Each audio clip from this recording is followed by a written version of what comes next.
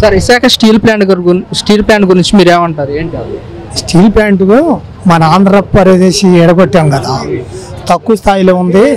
అదే కత్తి మనకు ఆధారం, మన రాష్ట్రానికి అదే ఆధారం. అది కూడా ప్రైవేటీకరణకి వెళ్తే మనకు రాబడి ఉండదని మా కార్మికులందరూ స్ట్రైక్ చేయటం, స్టీల్ ప్లాంట్ మనకు పోనీకుండా చేయాలని అందరూ పోరుకాడుతున్నారు. మోడీ గారు పెద్ద పెద్ద ఆద్వాని బడా షీట్లతో అప్పులు తెచ్చి స్టీల్ ప్లాంట్ ప్రైవేటీకరణ చేయాలని మోడీ గారు చూస్తున్నారు. మరి వాళ్ళని చర్యలు కదా, ఏదో ఊరినే డ్రామాలు ఆడతాం. చంద్రబాబు నాయుడికి బాగా వెన్నతో పెట్టిన విద్య.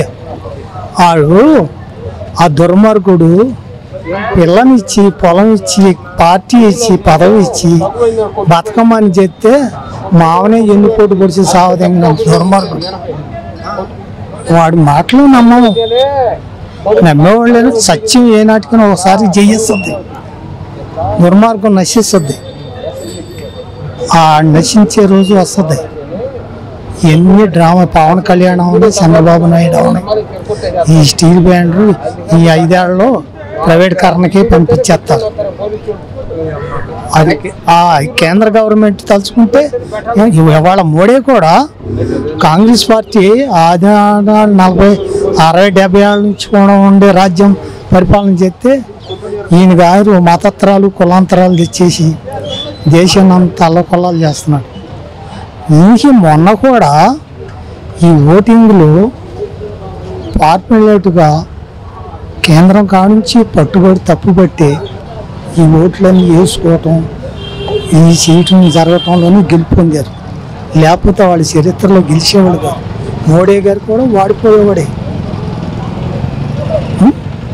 వాళ్ళు అటు సాగుతున్నారు. రాజులు ఎప్పుడు సాగినన్నాళ్ళు సాగించుకుంటూనే ఉంటారు. మొన్న 10 రోజులు 20 రోజులు విజయవాడలో ఘోరమైన ప్రమాదంగా అల్లాడిపోయి జనం 60 మంది 70 మంది చచ్చిపోతే వాళ్ళకి ఏదో మంచినీళ్ళు దాహం పోయాల్సి ప్రాణాలు నిలపాల్సిన మనిషి ముఖ్యమంత్రి గారు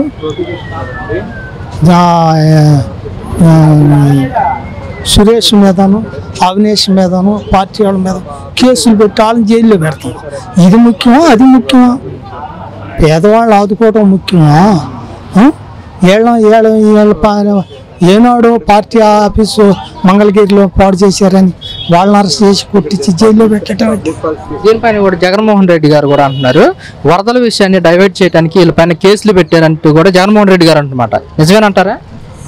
స్టీల్ ప్లాంట్ మీద కేసులు పెట్టారు, రోడ్లు ఆయన మీద కేసులు పెట్టారు. అలింగాకే కానయ్యా, వాళ్ళు రెడ్లు మన ప్రపంచంలో మన ఇండియా 2 రాష్ట్రాలు కలిసి ఉన్నప్పుడు కూడా వీళ్ళు అవకతవకలు ఎవరో కాదు, రెడ్లే రాజులు, వాళ్ళే పరిపాలన చేశారు 60-70 ఏళ్ళేమో.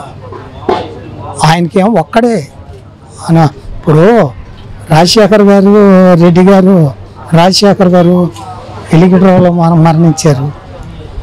ఒక్కడే ఉండాలని ఆధారంగా ఏదైనా కేసులు బలాంపులు చేద్దామంటే ఎఫ్ఆర్ కూడా లేకోకుండా ఆయన వదిలిపెట్టి ఈయన జైల్లో వార్తని హింసించారు. అయితే ఎన్నికల ప్రచారాల్లో చంద్రబాబు నాయుడు గారు కానివ్వండి, పవన్ కళ్యాణ్ గారు ప్రైవేటీకరణ కాకుండా చూస్తామని చెప్పేసి కూడా చెప్పారు ఎన్నికల హామీలు. ఎందుకని మాట్లాడరు? కూటమి ఉంది కదా, కూటమే ప్రధానమంత్రి. మరి ఆయన అనుచరులు ఉండకపోతే ఆయన 35,000 కోట్లు ఇస్తాను అమరావతికి, పోలవరం ప్రాజెక్టు కట్టుకుని నేనే కట్టిస్తాను, మీరైతే ఏటీఎంలా తీసుకుని వాడుకుంటున్నారు అని వాగ్దానం చేశాడు. ఆ 35,000 కోట్లు అమరావతికి చాలు.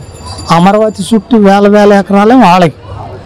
ప్రస్తుతం అసలు ప్రజలు నాశనం అని, భూకంపం రాని, తుఫాన్ రాని చంద్రబాబు నాయుడు అమరావతి కట్టాలి, వాళ్ళ పొలాలన్నీ వాళ్ళకి స్వాధీనంలో చేసుకోవాలి.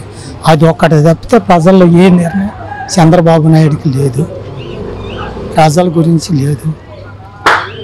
మరి అక్కడ కార్మికులు కూడా అందరూ వీళ్ళు ప్రైవేటీకరణ కాకుండా చేస్తా అన్నారని చెప్పేసి కూడా వాళ్ళంతా కూడా ధర్నాలు చేస్తున్నారు. మరి ఇప్పుడు ఈ మాట తప్పినట్టు అయింది కదా. మాట తప్పడం అంటే ఒకటయ్యా, అంతకుముందు ఎలక్షన్ ముందు ఓరాఓరీగా ఎవరు అభిమానులు వాళ్ళు ఉంటారు. 100 మంది పేదవాళ్ళు ఒక్క ధనవంతుల్ని ఏం చేయలేరు. వాళ్ళు అంటానికి అధికారంలో ఉంది అంటారు కానీ మోడీ గారు కేంద్ర గవర్నమెంట్లో ఆయన ఏది చేయగలిగితే అదే చేసేస్తాడు, అదే జరుగుద్ది. ఇప్పుడు పవన్ కళ్యాణ్ చంద్రబాబు నాయుడు గారు ఉన్నారు కదా ఆంధ్ర నుంచి, వీళ్ళు ఎందుకు మాట్లాడట్లేదు, కేంద్రం ఒప్పుకుంటుంది కదా అని చెప్పేసి కూడా కొన్ని విమర్శలు కూడా వస్తున్నాయి. దీని గురించి మీరేమంటారు? చెప్పేదాన్ని కూటమి ఆడదు కదా అయ్యా. ఆయన మాట చనిపోతే వాళ్ళు ఏం నిధులు ఇవ్వరు కదా. మన రాష్ట్రమే చిన్నదైపోయి తగ్గుముఖం అయింది.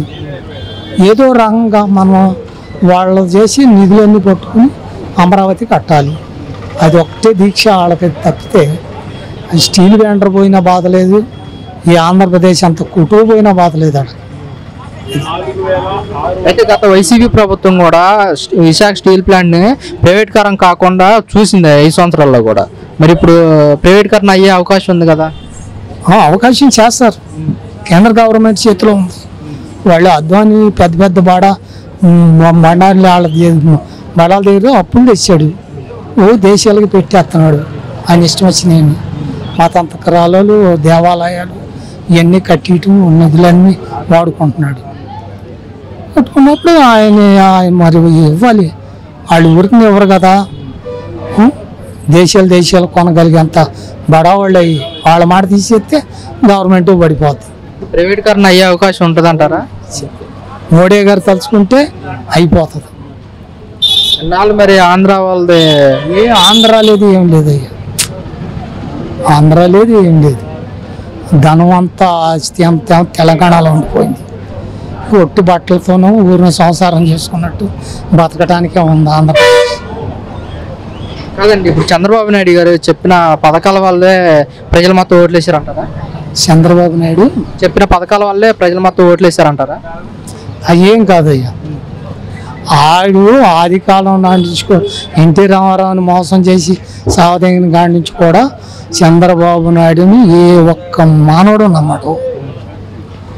నమ్మినవాడు వాళ్ళకి భుజాలు కాసేవాళ్ళల్లా వాళ్ళ స్వార్థపరులు, వాడుకుని వాళ్ళ అవకాశాలు చూసుకునే వాళ్ళు తప్పితే నీతి నిజాయితీగా నాడు ఉండేవాడు ఎవడూ లేడు. అంత మోసకారి, అంత దుర్మార్గుడు. నేను పక్కా ఎన్టీ రామారావు పార్టీ చిన్న వయసు 15 సంవత్సరాలు వచ్చిన నుంచి కూడా రామారావు గారు అంటే ఇష్టం. ఆయన పార్టీ పెట్టినాక బాగా ఉండేది. అలాంటి ఆయన్ని ఆ దుర్మార్గంగా మరి ఓడిపోయి కూడా మళ్ళీ భార్యని ఎమ్మట పెట్టి కూతుర్ని తీసుకురమ్మని చెప్పి పార్టీలో పెట్టుకుని చేర్చుకుని అని చెప్తే నమ్ముకున్న మావనే సావదింతే ఆడేం ప్రజానాయకుడు అవుతాడు? ఏం ప్రజానాయకుడు అవుతాడండి? ప్రజల్లో నేను చేసేవాడేనా? అయ్యల్లా అమరావతి కట్టేసి కొడుకును ముఖ్యమంత్రిగా మనిపేసి సచ్చినా పర్వాలేదని ఊహించుకునే మనిషి. మొత్తం చేసేది అమరావతి కోసం అంటారా? అంతే, అమరావతి కోసం